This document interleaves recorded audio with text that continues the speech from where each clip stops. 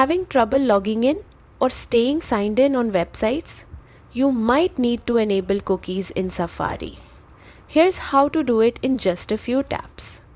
Like and subscribe for more iPhone help and browser tips. Start by opening the Settings app on your iPhone. Scroll down and tap on Safari.